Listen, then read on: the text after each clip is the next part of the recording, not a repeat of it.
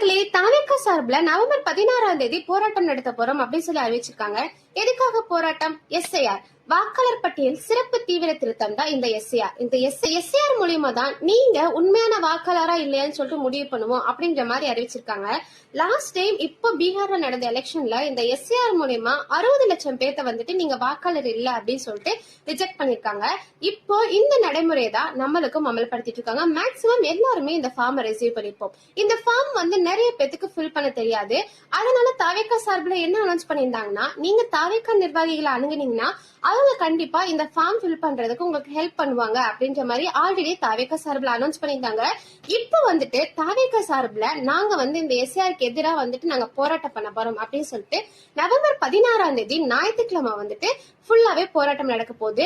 இந்த போராட்டத்தை யார் வழிநடத்த போறாங்க அப்படின்னா, அந்தந்த மாவட்டத்தோட செயலாளர்கள் தான் இந்த போராட்டத்தை வழிநடத்த போறாங்க.